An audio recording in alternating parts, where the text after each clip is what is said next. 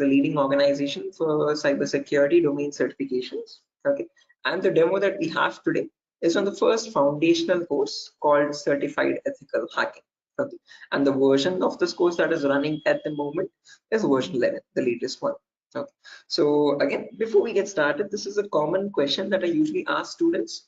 Again, to understand their perspective on this topic. So again, guys, don't worry, even if you don't know the answer, or if you're not sure about it, still just try to initiate, and let's keep the session a bit interactive and fun rather than just keeping it one-sided.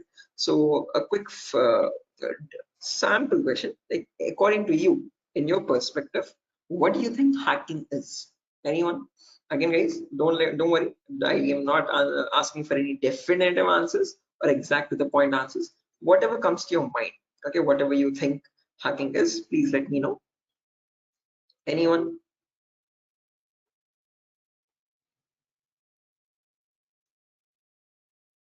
Try to breaking the system.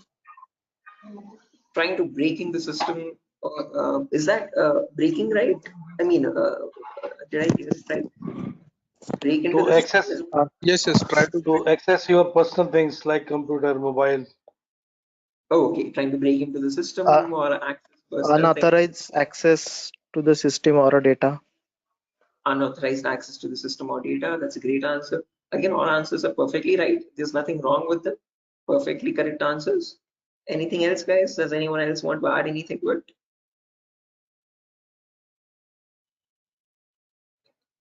it? Right, perfect. No worries, guys. Thank you so much for those answers.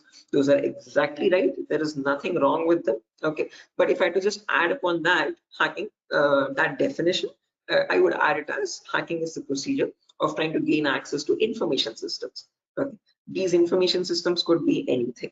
They could be from as small as a mobile phone to as big as a web application server or a database or the cloud organization as well. Okay, and this is done without the permission or without the consent and knowledge of the person owning those systems. Okay, so if those systems belong to a third-party person, that person does not know that someone is trying to gain access to their information or the data. Okay, and this is usually performed by hackers for their own benefit. So once they get access to the systems, they can steal the data, destroy the data, or sell the data as well to other third-party vendors. Okay. Now, depending on this definition, we easily understand that hacking is a malicious job. It is a criminalistic task. If it is such a bad thing to do, why do we have a course called ethical hacking? Is the second question. Because ethical is something which is legal, which is allowed. And how can it stand beside the word hacking, which is completely contradictory? So to define ethical hacking, on the other hand, this is the procedure of trying to find vulnerabilities. Okay, a vulnerability is nothing but a flaw or a loophole in the information system. So usually manufacturers might make mistakes somewhere here or there in the coding of the application. Okay, so that gives rise to something known as weaknesses in the information system, or in technical terms, it is also called as vulnerabilities. Okay, and this vulnerability finding, or the process of trying to find these vulnerabilities, is done with the consent and permission of the organization. Okay, so this is done in order to report it back to the target, okay, or to the authority, so that they can apply the appropriate patch for it. And once a patch is applied, that vulnerability is closed. It closes the doorway for the hacker to cause any harm. So thereby, with ethical hacking, we're trying to increase the security of the organization rather than cause any harm. Okay, so that is the main difference, guys, between hacking and ethical hacking. Where in hacking, we are trying to find, again, the hacker tries to take advantage of those vulnerabilities and tries to get information access. But in ethical hacking, you're trying to find those vulnerabilities, you're trying to report them back, to get them patched so that you can increase the security. Okay, so I hope these two definitions are clear, guys. Again, if you have any questions, or if you have any queries, or if you want me to repeat something, please do not hesitate to let me know. Okay, feel free to interrupt me at any certain point. Okay, so now, depending on these two definitions, guys, of hacking and ethical hacking, we can categorize the types of hackers. So basically, there's three types. There's someone known as a black hat hacker, a gray hat hacker, and a white hat hacker. A black hat hacker can also be termed as a cyber criminal who performs hacking for his own benefit, okay, or sometimes even just for fun, without asking for consent.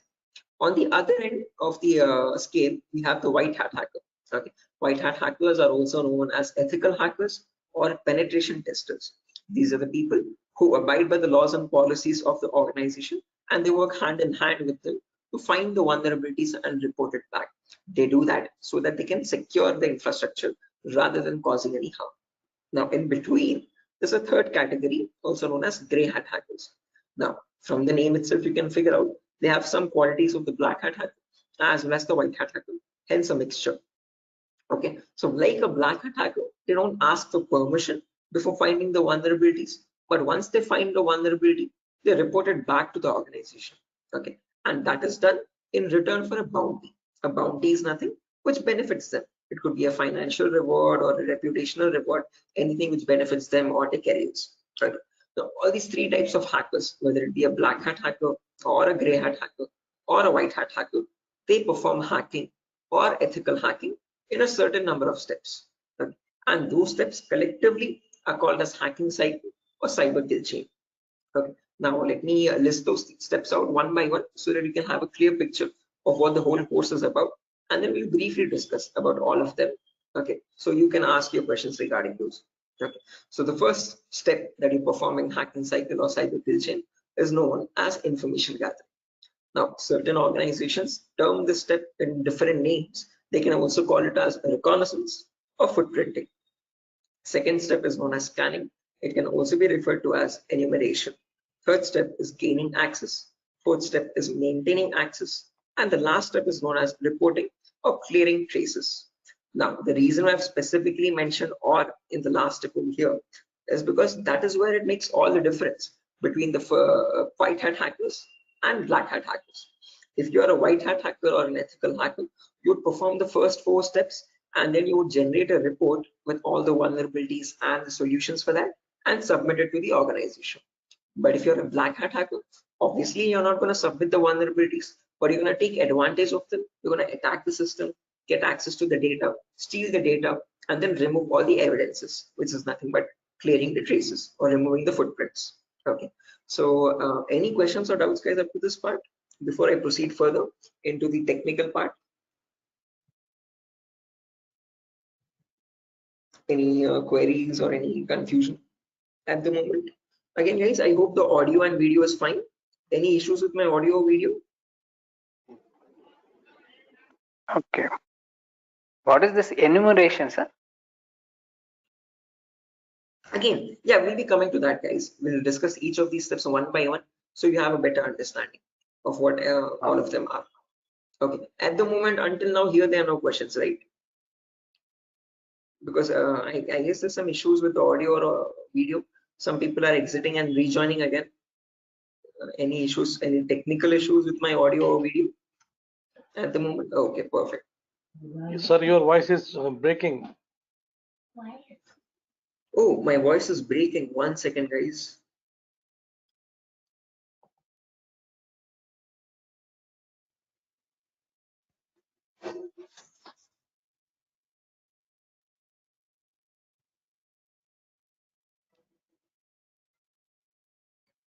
Okay, hello, 1 2 3. Hello, 1 2 3.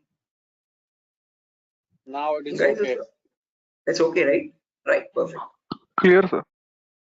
Right, let's proceed now, guys, and understand each of these steps one by one so you have a clear picture of what they are. So the first step is information gathering.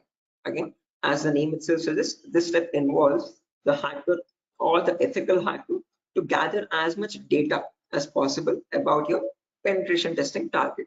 Okay, and all this information is gained passively. What I mean by passively is that you get this information from other third-party sources rather than contacting the organization directly. Okay, so for example, if I have a target like wipro.com, about wipro.com, I'll start searching online for all the material for it, okay, all the data regarding wipro.com servers. Okay, the main question is, what kind of data are we talking about over here? And this is the information that we require. So firstly, we try to figure out all the IP addresses and the range of IPs used by the Wipro's main servers or the secondary servers. Then the who is records to understand who is hosting wipro.com and since when has it been hosting itself. Then the DNS records to understand what information is stored in their DNS servers, domain name servers. Then employee details such as their contact numbers, their email addresses, their usernames and passwords which are leaked, and their home addresses if possible, and so on. So then the domains and the subdomains of Wipro's website, and the operating system information, like what OSs are being used by the servers that are linked with Wipro.com. Now, trust me, this guys, that all this information is available online to be gathered. So if I show you a very basic example, let's say if I wanted to find the DNS records for Wipro's organization, all I have to do is go to the browser, and in the browser, I can search for a website called DNS Dumpster. This website is available for free for anyone to access. You can click on the first link, and over here you can just search for Wipro.com, and you can click on search, and now this is going to fetch and give you all the information about the Wipro's DNS servers. So first things first, it tells you where the Wipro servers are being located on the geolocation map. So it tells us that there are 4 DNS servers for Wipro. As you can see, these are their host names, exact host names, and these are the exact public IPs. These IP addresses are very important for a hacker or an ethical hacker to proceed with the further steps of scanning and enumeration. Okay. After that, we can see that there's the host record telling us what are the Wipro servers IP addresses and the subdomains IP addresses. So this is the main Wipro.com server, which is being hosted on the IP 66.7.148.227. Again, this information is very relevant for a hacker or an ethical hacker to proceed further. Further down, you can also see it also gives us the complete network topology. So this is how Wipro servers are connected to one another, and we have the whole network topology with the host names and their IP addresses. Okay, so this is basically whole Wipro's organization main server data. So again, this data is readily available, guys, for anyone to be accessed. That is not the vulnerability. Wipro themselves manually give out this data so that everyone around the world can access their servers. If this information is not given out, not many people will be able to access Wipro services and the website. Okay, the giving out of information is not wrong over here, but not checking if the information that you're giving is secure or not is the vulnerability. Okay, so we have to see that whatever Wipro is disclosing, all these servers one by one are completely secure. Okay, after information gathering is done, then we go to the next phase, which is known as scanning or enumeration. Now, one of you asked me what scanning or enumeration is. This is nothing but trying to get some extra information about the target by making active connections. What I mean by active connections is that you will directly connect to Wipro servers, and from them you will try to fetch the information. Okay. Similarly, when we talk about enumeration, that is about gathering as much information as possible about all the services that are running on the target organization. So in a Wipro's organization, you might have DNS servers, DHCP servers, SNMP servers, Telnet servers, SSH servers. These are the multiple servers, multiple web servers, or multiple other organizational servers. So about each of that server, you need to get information, like what version of services are they running and what applications are they running. So enumeration is trying to gather information about all these servers one by one by making active connections with them. Okay, so you're directly going to ping those servers and you try to fetch the information from them directly rather than contacting any third-party organization. Now, when we talk about scanning or enumeration, there are 3 types of them. There's something known as network scanning, then port scanning, and then finally vulnerability scanning. In network scanning, we can try to figure out on the target network what all devices are active. Okay, so what operating systems are they using, what servers are available, what client operating systems are there. So trying to understand what all devices are they using, IDS, IPS, routers, switches, what all devices are there. On those devices, then you perform port scanning. Port scanning is where you try to figure out what ports are open, and on those ports, what services are there running. Okay, what applications are there running. Then finally, you perform vulnerability scanning to figure out on those services, are there any vulnerabilities? Are there any weaknesses that you can attack on? So during this phase, we'll be using 2 important tools called Nmap and Nessus. So if I just search for enable Nessus over here, this is the tool that is used in organizations as well. So if I click on the first link, as you can see, this is Nessus Professional. If I click on buy, it's around $4,000 for 1 year subscription.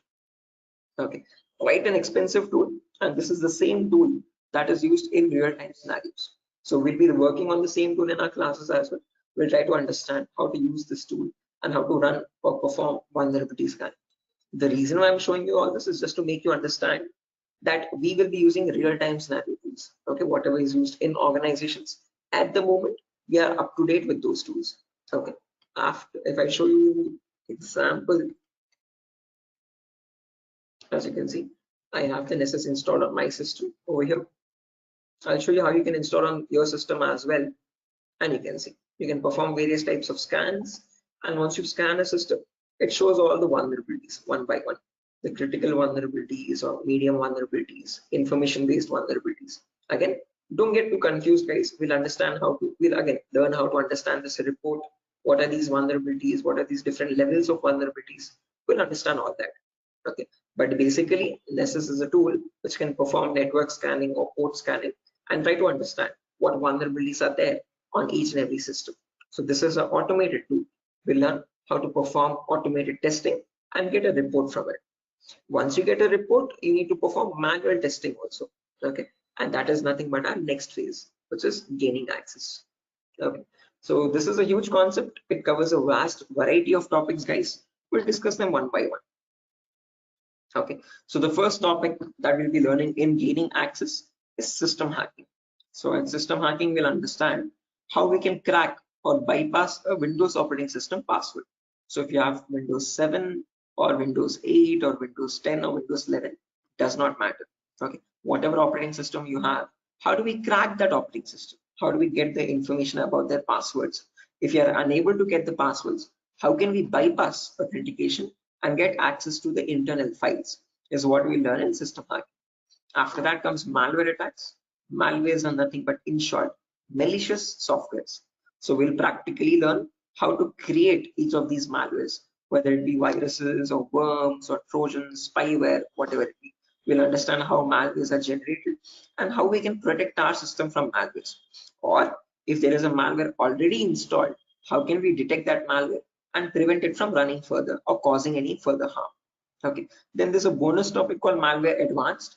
This is again not included in the CH curriculum. We have just added it as a bonus topic for students to have better understanding about malwares. In this, we'll be sharing the resources to understand how you can create your own malwares by using Python program. So just in case if you know Python, well and good. If not, also not an issue. We'll be sharing the resources as extra material to understand. So if you are interested in malware development also, this is a very important bonus topic for you. After that comes network penetration testing. In this, we'll learn all the common network attacks. So in a network, you have multiple, again, devices, IDS, IPS, multiple different types of servers like mail server or DNS servers, DHCP servers, SNMP servers, and so on. So we'll understand how to check for vulnerabilities on each of these servers. Along with that, we can perform a few attacks as well. Sniffing attack, man in the middle attack, denial of service attack, or distributed denial of service attacks, DDoS. Okay, and hacking Wi-Fi routers, trying to crack the password of Wi-Fi routers and getting access to those routers. All this comes under network penetration testing. Okay, all the common attacks that we can perform in a local network.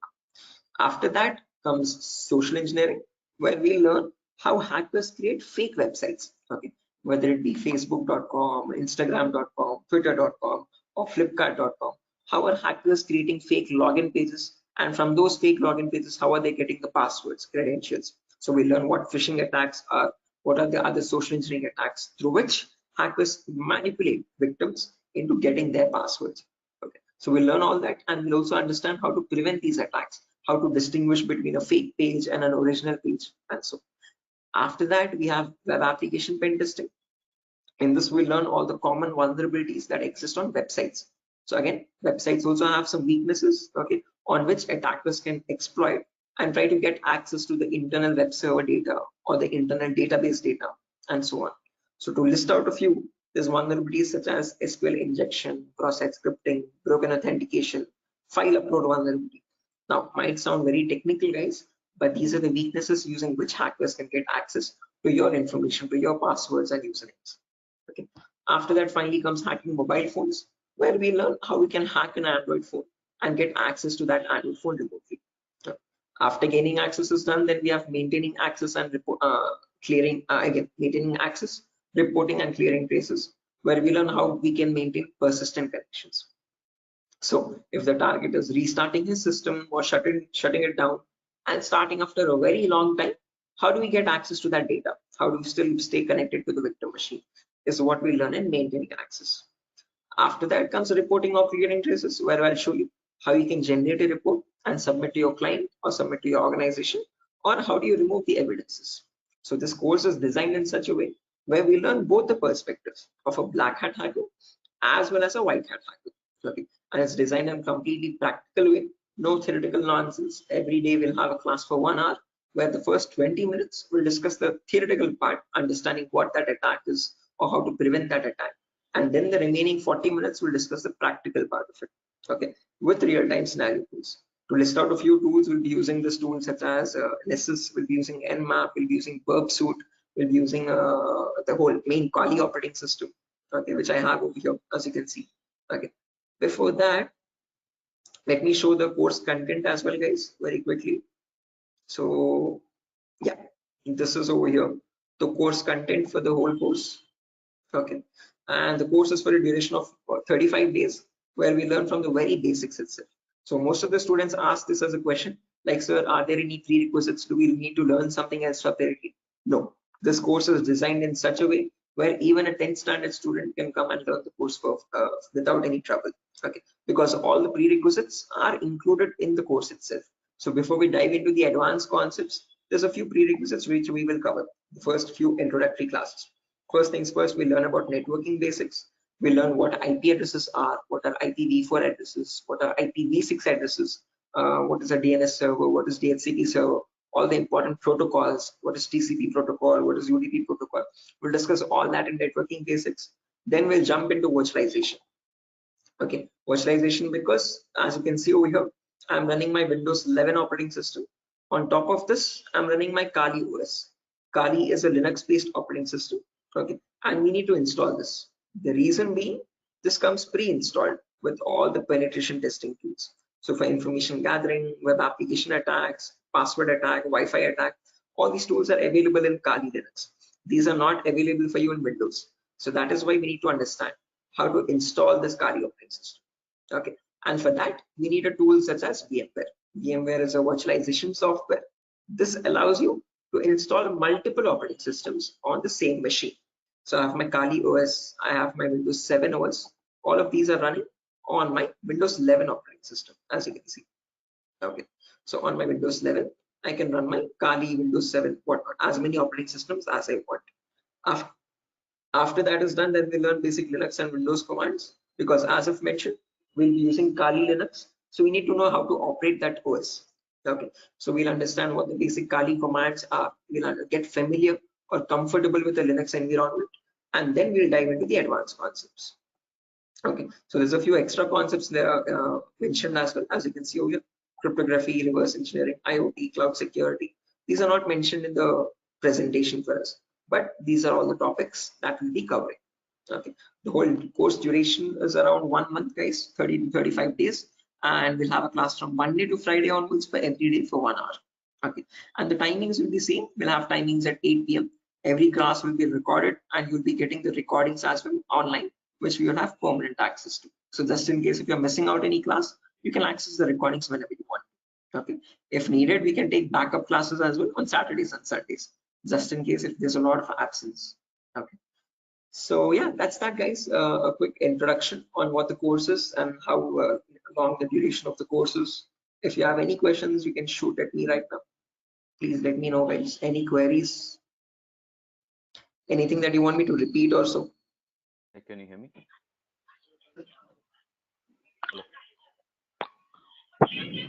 Hello. Yeah, hi. Sir, why we use that websites that you show before this PPT? Sorry, Yogesh, I didn't get your question. Can you please repeat?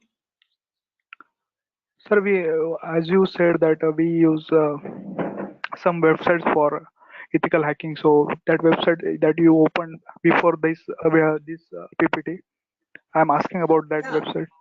the DNS dumpster website, as you can see over here. This is for information gathering, trying to gather information about any certain client. So before we perform hacking, it's very necessary that we know all the data about that organization or the data about that target. So in order to get that data, we have to visit these third-party websites. Okay, sometimes your organization might not give you that data sufficient for us. Okay, that is why we need to gather that information from other third-party sources, websites like DNS dumpster and so on. Okay. The more the data you have, the more possibilities you have to attack the system. okay, the more attack vectors you can find or possible paths you can find to attack the system. Okay. So that is why it is necessary to access these websites and get the data about our target from these websites. Okay, okay, so understood. Right. Any other questions, guys?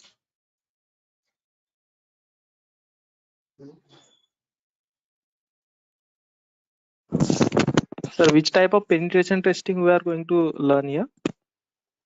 Again, CEH is a very comprehensive course, guys. We're not going to be going into any advanced level penetration testing, but we will learn all the kinds of, whether it be web application pen testing or network penetration testing or system hacking or Android pen testing. We'll be covering the basics of all of them. This is a course designed for people who are completely new to cybersecurity, and we can't leave out any endpoint. So we need to understand how to perform network security testing. We need to perform web security testing, Android security testing as well, and Windows or Linux security testing as well. So we'll be learning all of them one by one. Okay, we'll be covering each and every endpoint that is left, as you can see over here in the course content. Okay, but as I've mentioned, we won't be going in depth of all of them. We'll learn how to check for security vulnerabilities, basic vulnerabilities, and how to remediate them, how to remove those vulnerabilities. Okay, if you want to learn about any advanced after CEX is done, then you can go with advanced courses such as web application pen testing for bug bounty. This course is specifically designed only for website security testing. So in this, we'll be going with OWASP Top 10. Okay, this is an organization which gives you the list of necessary vulnerabilities that you have to test for, and this course only focuses on web applications, nothing else. Okay, so after CEX is done, then you can choose a specific domain, and depending on your interest, you can choose your specialization.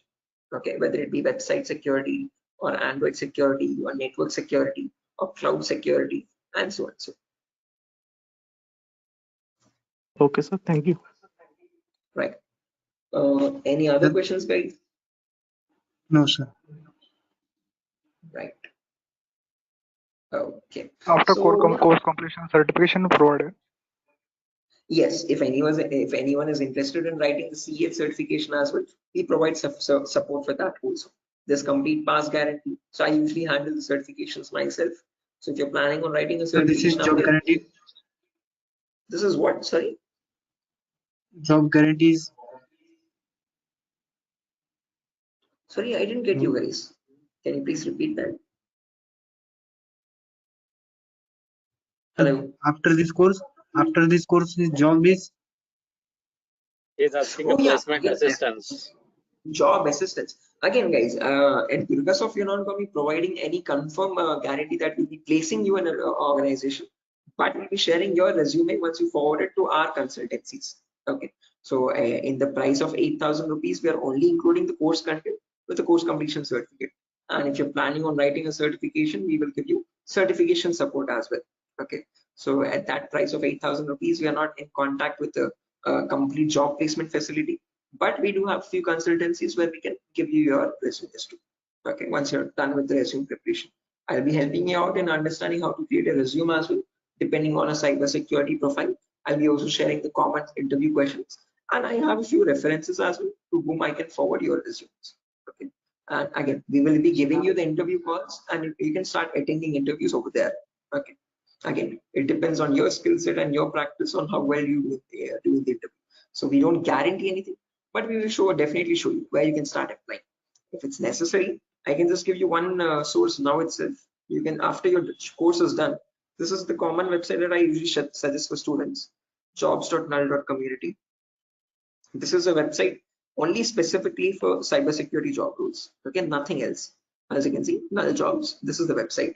Okay, and these are all the different domains, and you can start searching over here. So if you're a complete fresher, just click on freshers or internships, and these are at the moment these are the available placements. Okay, so for internships, okay, if you're not into internships, you want a specific job role, you can start applying for VAPT, vulnerability assessment and pen testing. These are the ones at the moment for cybersecurity. After the course is done, you can start applying over here also. So this is one website that I suggest to most of the students once the course is done, so start applying for jobs.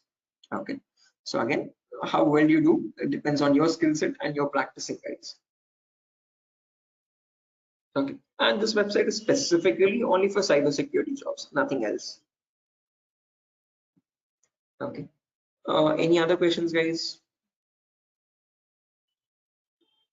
No, sir. Thank you. Right. Again, if you practice properly and if you're done with the course, guys, and if you're thorough with all the concepts, getting a job in these portals is not that tough. Okay, there's a lot of students from our previous batches as well who have searched for jobs in this nuns.job.co.in and they found their internships and their jobs. Okay, so again, as I've mentioned, once you sit for the interview, it's all on you. Okay, so it depends on your preparation of how well or bad you do. So we can't guarantee anything, okay, because that's on your skill set, but we can at least show you where you can start applying for jobs. Okay, so yeah, that's that, guys. Nothing further for our session today. And yeah, if you have any queries, again, over here is my number. Just in case if you have any queries, technical queries, you can let me know. This is the number over here, 768-006-9768. Hello. Hello. Yeah, guys, I can hear you. Prabin, I can hear you. Yeah. So I just wanted to know. Actually, I'm a working professional. Right. I'm working on the front end side, but wanted to move into this domain. So, what suggestions could you, give me on that side? Again, same, I would recommend if you're completely new to this domain, go with Certified Ethical Hacking, CH version 11. This is a foundational Okay. course for people completely new. So you'll be learning everything from scratch. After that is done, if you possible, if you have time and financial permits you, you can write the certification as well from EC Council. So there'll be a CH examination for 125 questions. Okay, and if you give 75% of them right, you get certified from EC Council. You get a certificate from the US organization. Okay, so that adds edge to your resume. If not, if you are not, again, certification is quite costly. It's around $500. So if you're not planning on writing the certification, I would recommend doing some extra advanced courses as well after CH is done, and then add that at least to the resume to build some edge again. Okay. Okay. And is there any coding involved here, or is it into completely into, the No, security part? not at all. In CEH, you don't have any requirement for coding level language. But if you're planning on going for some advanced courses like web application pen testing or mobile security testing, there you might need to have some basic knowledge. Okay. So when we talk about web application, it is necessary that you have basic knowledge on HTML and JavaScript. Okay. But when we talk about CEH, the foundational course, for this we have no requirement for any coding level language knowledge. Okay. And what kind of roles we can apply after the completion of this course? Like someone is if having 5 years of experience and he has transited into this particular cyber security. What kind of roles would be available? Again, as you can see over here, these are the roles that you can start applying for. VAPT assurance lead, VAPT senior security analyst, cyber security consultant. These are all the job roles. Penetration tester, security analyst, or monitoring job roles, and so on. Vulnerability Okay. assessment tester. These are the job roles you can start applying for. Okay. Cool. Thanks. Right. Any other questions, guys?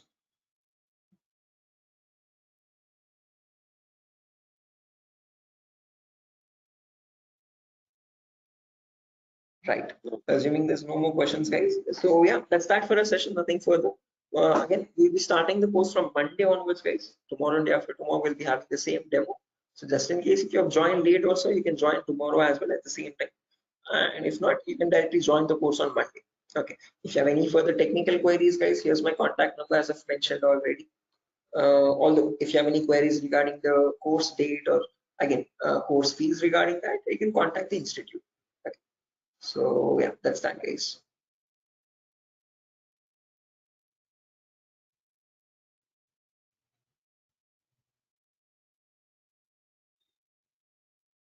Sure. So I'm gonna be exiting, guys. I hope you have enjoyed the demo. And yeah, if there's any queries, please do let us know how we can help you. Okay. Have a good day, and I'll see you soon. Bye bye.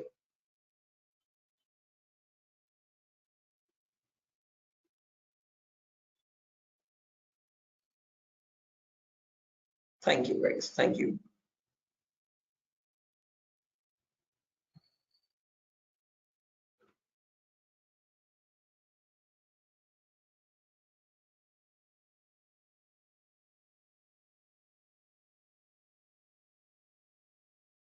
Okay. Hello, guys. Can you hear me now? Biswajit Singh, Rakesh, Ravikiran, Maman, Shiva, Sujata. I hope I'm audible now, guys. Yeah, Biswajit. Can you hear me now? Yes, we can. Right, perfect. So let's just wait for 2 more minutes, guys, for the other people to join as well. And then we'll be starting the session. Until then, if you have any queries or if you have any questions before we start the session, you could please let me know.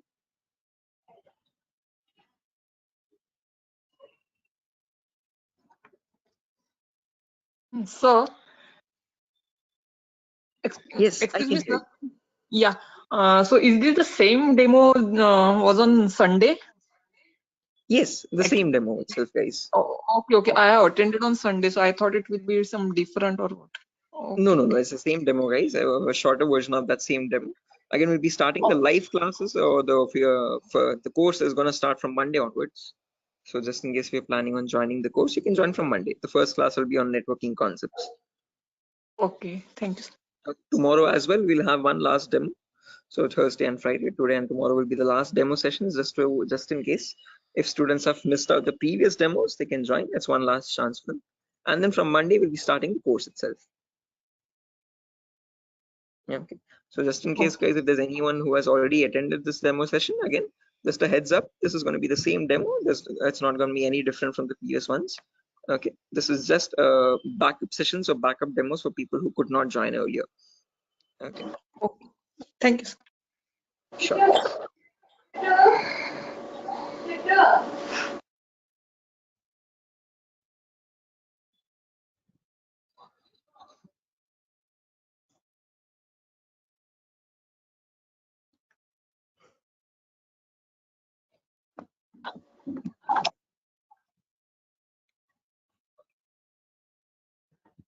Sir, it means I can directly join on Monday because yesterday I was also present. Yeah, sure, guys. Again, as I've mentioned, it's the same demo. It's not gonna be any different. So this is only for people who are completely new to it, who have not attended the previous demo sessions. So if you have already attended the demo session, guys, you can join back on Monday itself directly. Okay, and the timing will be same at 8 p.m. Same time, 8 o'clock in the night. Okay, sir. Thank you. Sure. Okay, guys, so let's get started without any further ado. Before I get started, a quick formal introduction on my end. My name is Mohammed Shoaib. I'm a cybersecurity trainer certified from EC Council. EC Council is the leading organization for cybersecurity domain certifications. Okay, and one of the courses that it provides for people who are completely new to this domain is Certified Ethical Hacking version 11. This is the latest version of the course that is running at the moment, and this is a course designed in such a way for people who are completely new to this domain. So if you have no knowledge about what cybersecurity is or what hacking or ethical hacking is, this is the course to get started with. Okay. So before I proceed further, this is a common question that I usually ask all the students just to understand their perspective on this topic. So again, guys, let's keep the session a bit interactive and fun. So my first question to you is to understand what your perspective is on hacking. So again, not asking for exact definitive answers, guys, but just to understand your view on it. Okay, so whatever comes to your mind, please do let me know. In your terms, what do you think hacking is? Anyone? There's Biswajit, there's Maman, Rakesh, who else? Shafiuddin, Shiva. Hello. Yeah, Biswajit, I can hear you. Sir, actually, according to me, hacking means to hack the information of organization or any Okay, systems. right. Yeah, hacking information or getting access to the information of organization systems. That's a good answer, Biswajit. Anyone else, guys, who wants to add anything to that?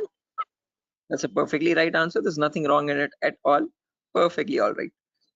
Any other additions to that, guys? Anyone who wants to append anything to that answer?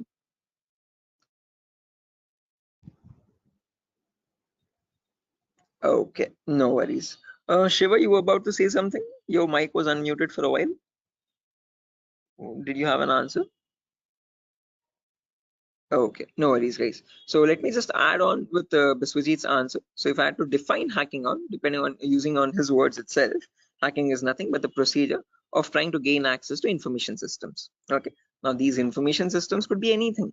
They could be as small as a mobile phone to as big as a database or a web application server or cloud organization itself. Okay. And this gain access to these devices is done without the permission and the consent of the person owning those systems. Okay, so the organization who owns those systems has no clue that someone is trying to gain access to their data. Okay, and this is usually performed by hackers for their own benefit. So once they get access to the data, they can steal it, they can destroy it, or sell it on the dark web to other third-party vendors. Now, if hacking seems such a malicious job, why do we have a course called ethical hacking? Is the second question. Because ethical is something which is completely legal. And how could hacking become legal now? That's the main question. So when we talk about ethical hacking, on the other hand, guys, this is the procedure of trying to find vulnerabilities. Okay. A vulnerability in simple terms can also be called as a weakness or a loophole in the information system. And using these weaknesses only, hackers try to get access to the target informations, target information systems data. Okay. So your job as an ethical hacker would be to find these vulnerabilities before a hacker does. And this is done with the consent and permission of the organization. So once you find these vulnerabilities, you have to report it back to the organization so that they can apply the patch for it. And once a patch is applied, you're thereby increasing the security of infrastructure and preventing hackers from causing any further harm. So with ethical hacking, you're trying to increase the security and make the infrastructure much more secure and stronger compared to what hacking is. Okay, where you're trying to exploit vulnerabilities. Okay. So are these two definitions clear, guys? Like what is hacking and what is ethical hacking, and how are they different from one another? Because most of the students have a misconception that both these terms are one and the same. No, guys, we're not going to be performing hacking. We'll be learning ethical hacking in the course. Okay, we won't be exploiting the vulnerabilities, but we'll see how to search for them, how to find them in an organization's systems, and how to report them back to the organization. Okay, so that we can prevent hacking from happening. Now, depending on these two terms, guys, we can categorize the different types of hackers as well. So we have someone known as a black hat hacker, then we have someone known as a white hat hacker, and in between there's someone known as a gray hat hacker. Okay, so firstly, the first category is black hat hackers. These people are also commonly referred to as cyber criminals. Okay, these are people who perform hacking for their own benefit, and they do this by asking no consent at all. On the other end of the spectrum, we have the white hat hackers, who are also termed as ethical hackers or penetration testers. Now, these people perform ethical hacking, or in simple terms, penetration testing, to find all the vulnerabilities in the organization. And they do this by asking for consent and by following all the laws and policies set by the organization. So they do not cross any line, they do not perform exploitation of any vulnerabilities, they only work to increase the security of the organization. Now, in between white hat hackers and black hat hackers, there's someone else known as a gray hat hacker. Now, as the name itself suggests, these people have both the qualities of black hat as well as a white hat hacker. Like a black hat hacker, they don't ask for permission before finding the vulnerabilities. But once they do, once they find the vulnerability, like a white hat hacker, they report it back to the organization. Okay, they don't take advantage of it, they don't exploit it and try to attack the system, but they report it back so that they can help the organization. But it's a give and take relationship, so it's a there's kind of a bargain over here. Okay, the catch is that these gray hat hackers ask for a bounty in return. Okay, a bounty is anything which benefits them, so they could ask for some prize reward, or they could ask for some reputational reward, anything which benefits their career and profile. Okay, and that is why in simple terms they are also known as bug bounty hunters. They find bugs in return for a bounty. Okay, so they are hunting for bugs. Okay, now all these three types of hackers, whether we take black hat hackers, gray hat hackers, or white hat hackers, they perform hacking or ethical hacking in a certain number of steps. Okay, and they follow a procedure, a systematic procedure. That systematic procedure is known in simple terms as hacking cycle or cyber kill chain. Okay, various organizations categorize these steps into various numbers, but if I had to summarize it up, there are 5 important steps in hacking cycle or cyber kill chain. Whether you take a black hat hacker or a white hat hacker or any kind of a hacker, he needs to follow the same procedures as well. Okay. Now let me list them out first, and then we'll discuss in detail about each of them, so you have a clear picture of what the whole course is about. Okay, so the first step is known as information gathering. It can sometimes also be referred to as reconnaissance or footprinting. So they are one and the same term, guys. Don't get confused. Various organizations use various terminologies, but whether you hear information gathering or reconnaissance or footprinting, all the three terms are one and the same. After that, you have scanning, which can also be referred to as enumeration. Then you have gaining access. Then you have maintaining access. And then finally, there's a reporting or clearing traces. Now, the reason why I've mentioned or over here in the last step in capitals is because to make it a note to understand that this is the only step where you have a difference between black hat hackers and white hat hackers. Now, whether you are any kind of a hacker, whether it be black, white, or gray, the first four procedures are to be followed mandatorily. So you have to follow those first four procedures in the same order. After that, in the end, what changes is the last thing that you do. Okay, if you're a white hat hacker, you would definitely report all the vulnerabilities that you have found with the remediations, with the solutions to remove those vulnerabilities. If you're a black hat hacker, definitely you're not going to be giving any solutions, and obviously you won't be reporting it, but you will try to remove all the evidences. So whatever harm you have caused, whatever data you have stolen, you might leave some footprints here and there. Okay, so that is why it's very necessary that you remove or clear those footprints so that you cannot be traced out and you stay anonymous. So that is known as clearing traces in simple terms. And in our course, we'll be learning both the perspectives, how we can generate a report and submit to the organization, or how hackers clear the traces and remove all the evidences. Okay, now let's briefly discuss about each of these one by one, guys, so you have a better idea on the whole course. But before that, any questions, guys, for anyone? Again, please feel free to interrupt me at any certain point. Do not hesitate to ask a question. Please let me know. Yeah, Biswajit, I can hear you. Sir, is this class is getting recorded? Yeah, this will be recorded, definitely. Every single class that we take will be recorded and it will be uploaded to the Google Drive. So even once we start our course as well, the whole duration of the course, every single day we'll take a 1-hour class, and each class will be recorded and uploaded to the Google Drive. So that just in case if you're missing out, if you're absent for a session, you can access the recordings whenever you want to. Okay. Okay, sir. Actually, from the starting, you told about hacking and ethical hacking. So, could you please briefly tell me? Hacking means like you're hacking the particular some credential information, like something personal information you are hacking. But ethical hacking was that I did not get it properly.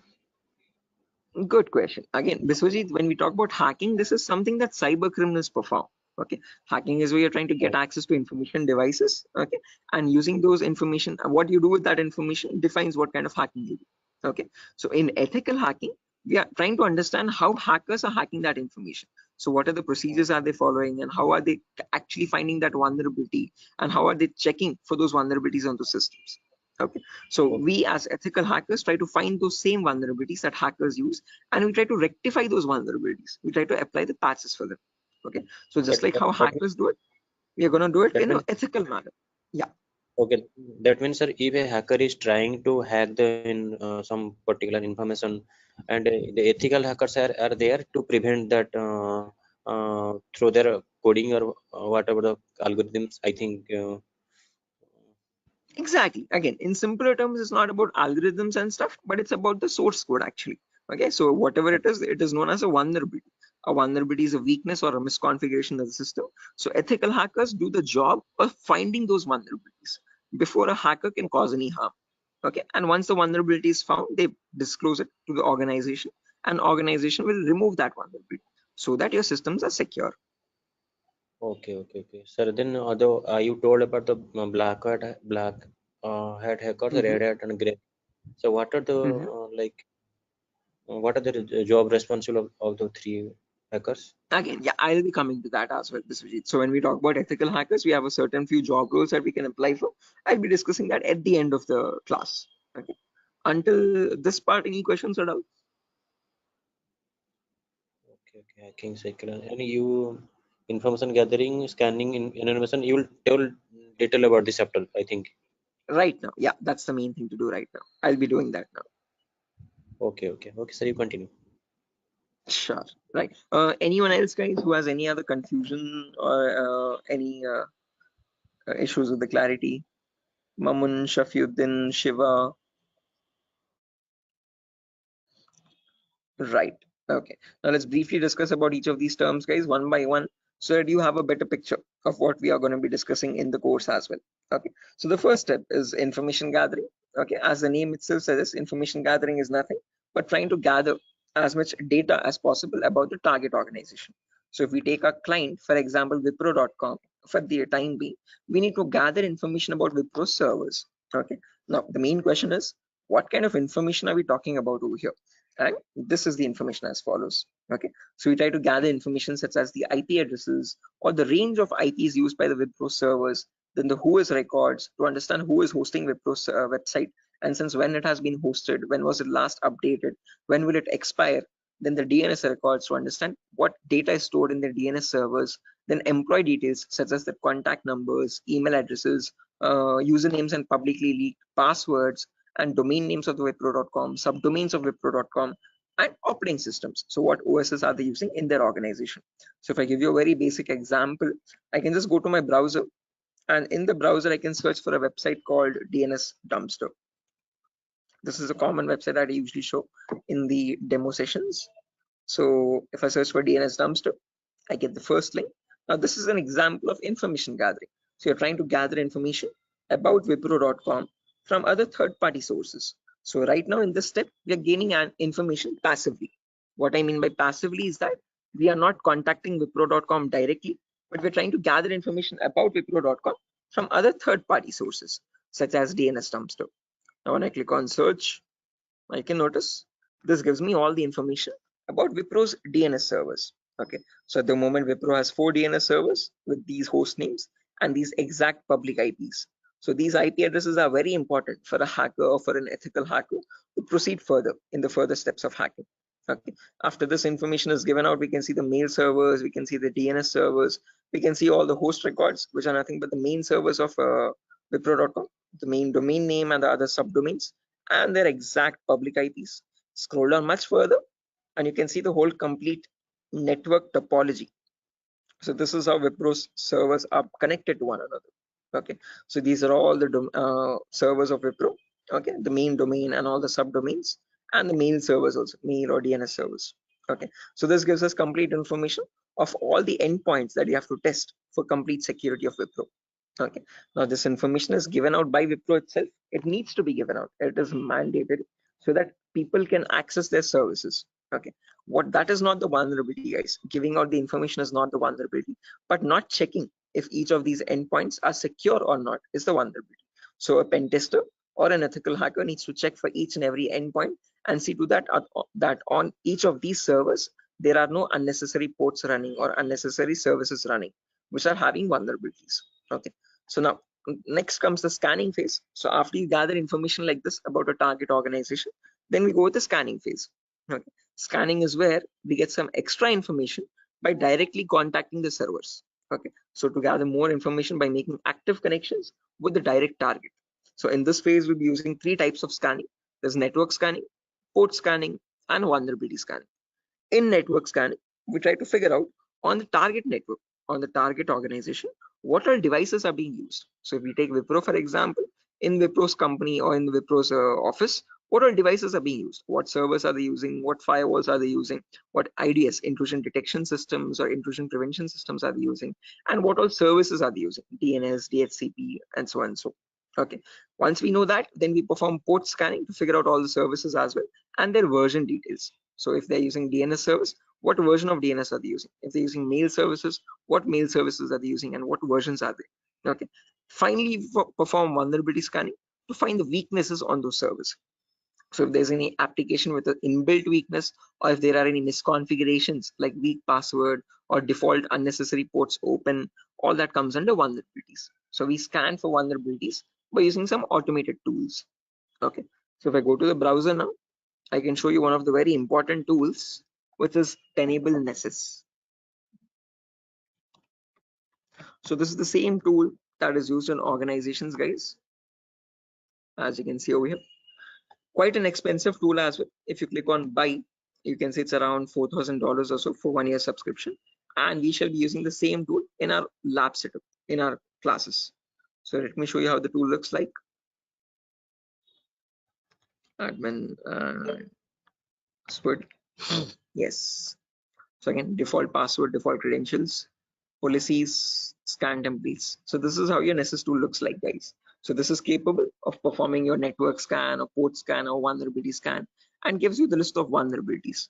So once you perform a scan, it shows you in your network whatever devices are there, what vulnerabilities are there on those devices. So it categorizes the weaknesses on the system in 5 levels: information, low, medium, high, and critical. So if a company has any critical vulnerabilities, it means hackers can easily get access to their servers. Okay, so we'll understand how to perform vulnerability scanning, how to know if a system has any vulnerabilities, and if hackers can hack their organization so easily. Okay, if they can hack, how do we provide the solutions is also what we learn.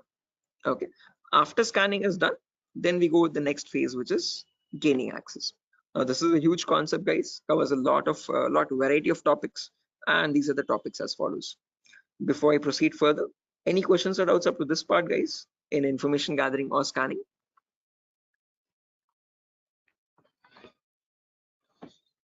Biswajit, Mamun, Shafiuddin, Shiva,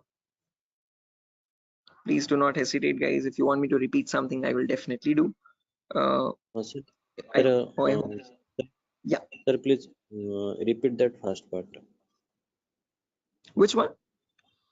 Like before gaining access, you told about some gathering information. Like I understood that what if their system in vulnerability in the system, so hackers are easily hack that system. So I understood somehow. Oh yeah, in information gathering again, Biswajit, as I've mentioned, we try to gather information from other third-party websites. So there's websites like DNS Dumpster, Hunter.io. So from other third-party sites, we gather information about the target. After that, then we perform scanning. So we directly get access to target servers or whatever target it is, whether it is Wipro.com or so and so. Okay. And in their target organization, we perform the scanning to figure out in their network what devices have what vulnerabilities. So in my local network, I have scanned for 3 devices, and in each of these devices, I can see the weaknesses on each system. Okay. Tells you what the weakness is. Okay. If there's an unsupported OS, what is the solution to remove that vulnerability, and what can be performed with that vulnerability. So this scanning tool gives you that up-to-date information. Okay, so this is all this all comes under automated vulnerability scanning. Okay, so this is something that you always perform in an organization to test for vulnerabilities on different systems. Okay, it is software. Yeah, it is a software. This is the Nessus tool. The Nessus tool is nothing but a software that we have. Okay, sir. Okay.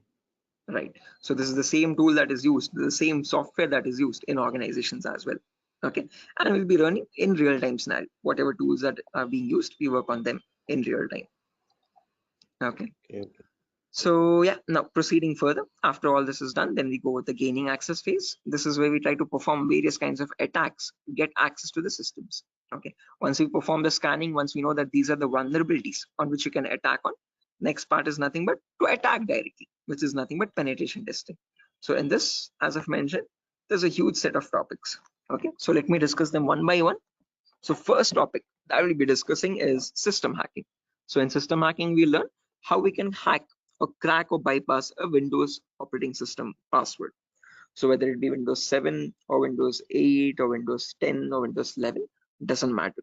How do we crack or how do we bypass the password is what we learn in system hacking.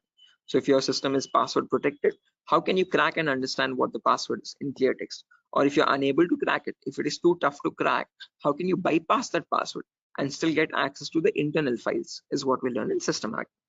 After that comes malware attacks.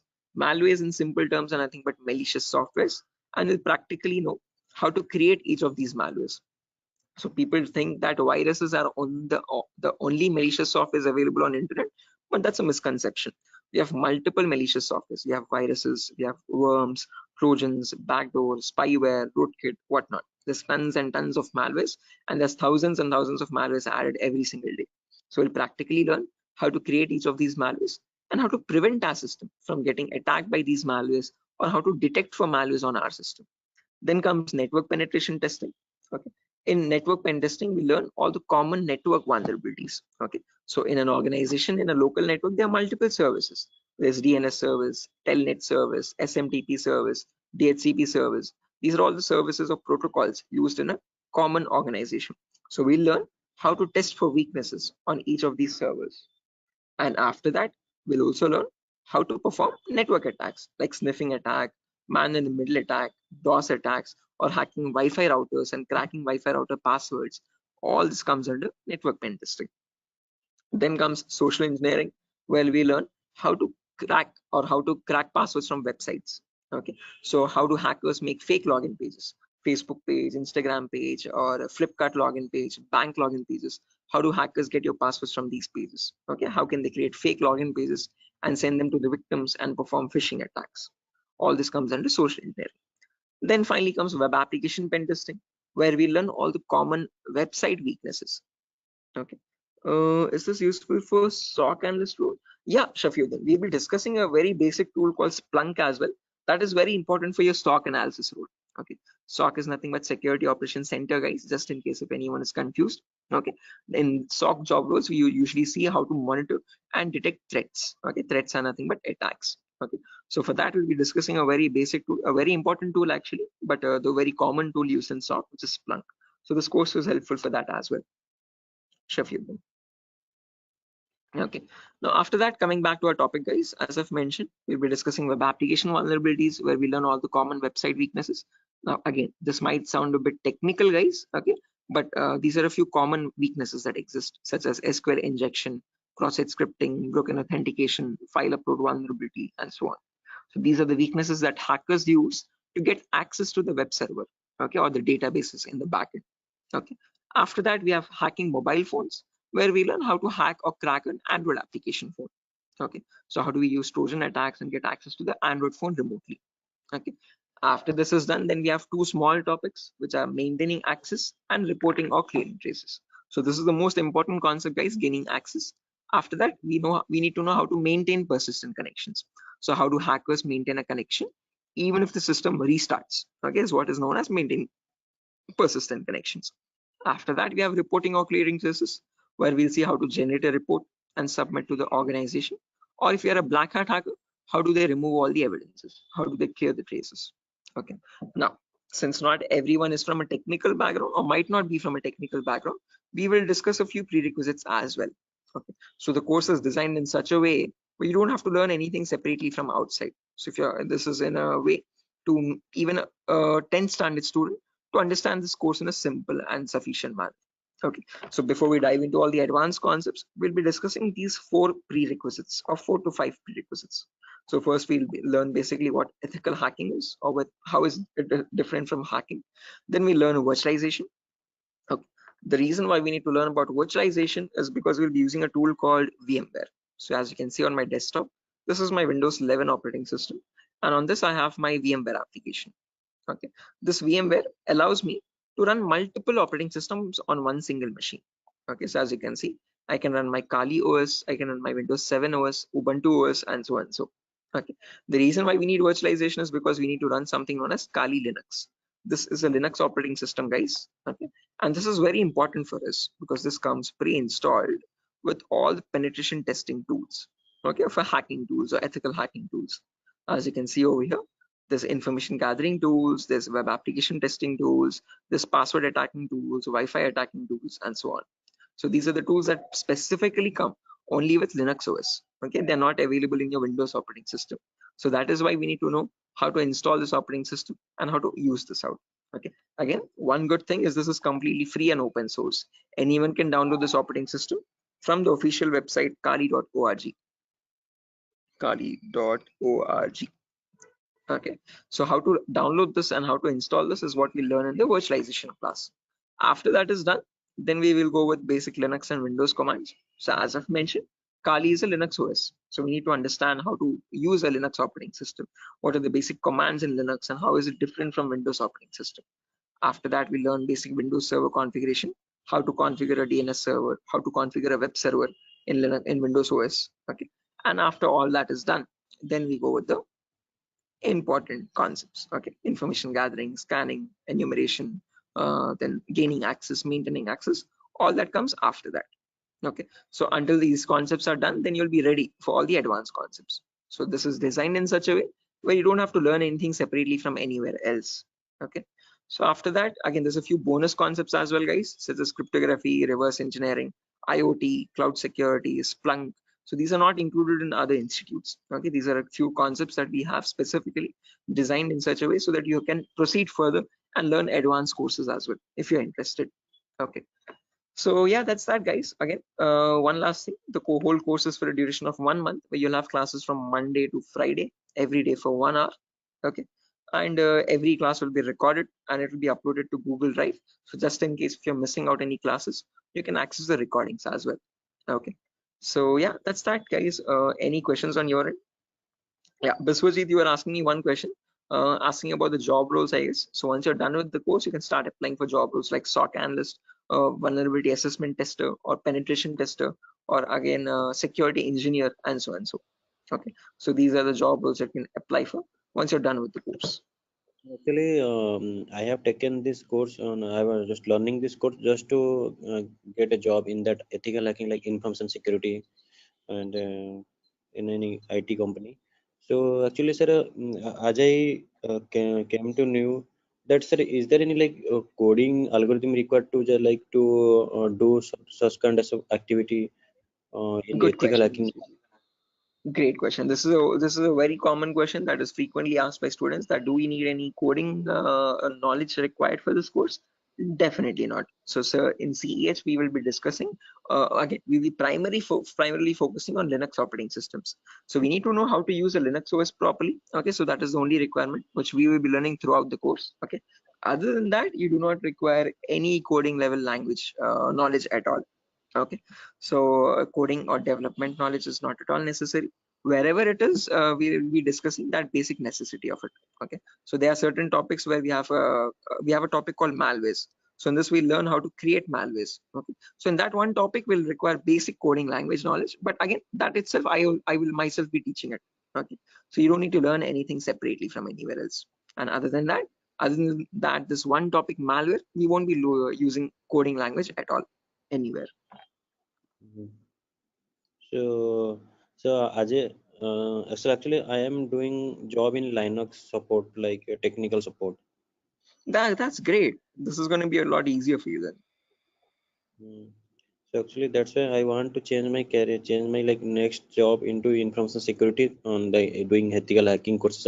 Yes, I one more thing that, sir, is it necessary to get the certification on ethical hacking, like you have done something Right. hack? Again, it gives an edge, Biswajit. It's better to have a certification. If you're not going with certification, I would recommend you learn a few extra courses as well. Okay. After certified ethical hacking is done, then go with one advanced course, one specialization course like network security or web application security or so and so.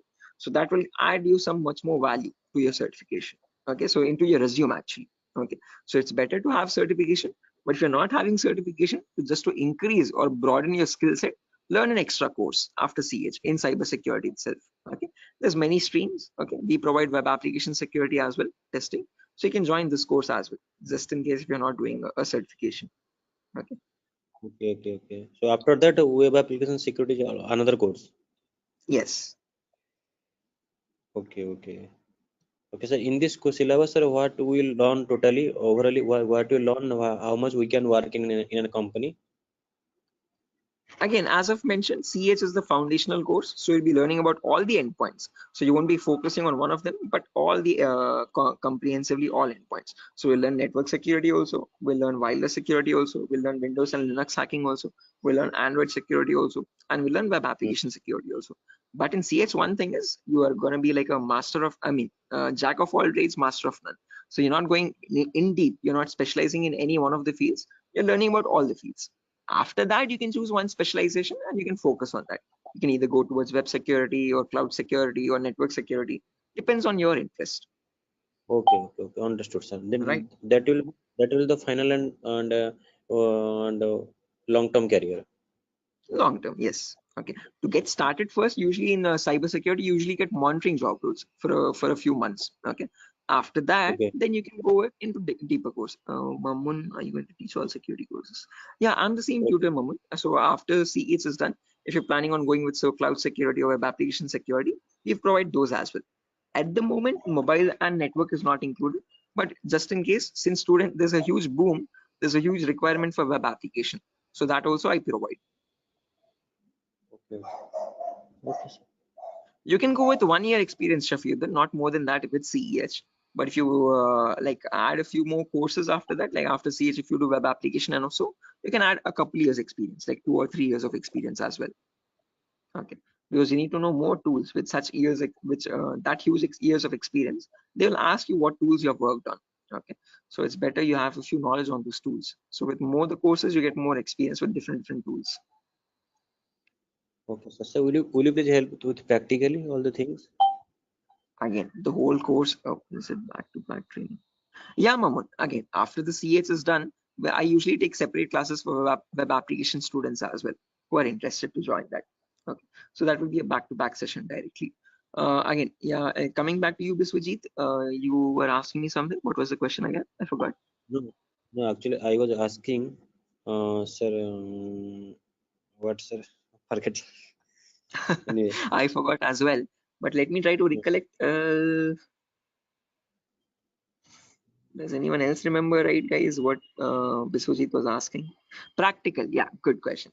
So again, the whole course is designed in such a way where it is 20-40 ratio, guys. So out of all the 60 minutes that we have every single day, the first 15 to 20 minutes will discuss the theoretical part. The remaining 40 minutes will discuss the practical part itself with real-time scenario examples. I'm not going to be boring you with theoretical knowledge. Only in the demo class and only in the first few introductory classes we'll discuss theoretical concepts. Once we start from the information gathering, everything is going to be completely practical based. Okay, with sir, tools sir, that are used sir, in real-time scenario. sir, are you teaching cloud security? Yes, I teach cloud security as well, Biswajit. Okay, but again, as I've mentioned, that is usually taken up after CH is done. Okay, so we'll discuss on AWS security and again, mostly on AWS itself. Actually, I wanna make my career into that like cloud security part. That's why I was thinking how much practical you will teach here and how much we can be skilled enough in this course so that we can be confident enough while attending the interview. So, will you please discuss on about the some like mock interview questions and resume building? Definitely, I will help you. I will send you sample resumes as well to understand how to create a resume for a cyber security profile. Okay, and along with that, I'll also share the commonly asked interview questions. So I have a PDF document prepared for that specifically, which I share with all the students after the course is done for all the cyber security related interview questions. Okay, so I'll be So sharing all that as well. okay, sir. No, because I have planned after completion of this course, I have planned to move on cloud security by practicing those questions and all the practical things. Definitely. Again, if necessary, I'll be sharing the resources as well, Biswajit, separately for you regarding your cloud security content. Okay. So Okay, if you're planning on doing a course after CS is done, then you can contact me for that. We can do that course separately. okay, sir. Okay, it's Thank you. not included with Durga Soft at the moment, but again, yeah, Okay, sir. sure. Any other questions, guys, at the moment?